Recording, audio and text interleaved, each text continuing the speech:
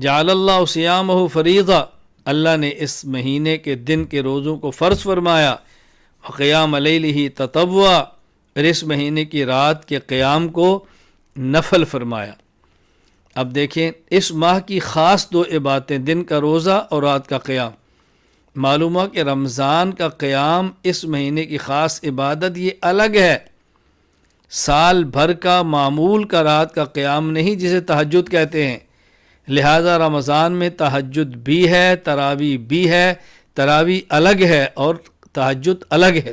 تہجد تو پورا سال پڑھتے ہیں، لیکن آپ صلی اللہ علیہ وسلم فرما رہے ہیں اس ماہ کی خصوصیت کہ اس مہینے کے دن میں روزہ اور رات کا قیام۔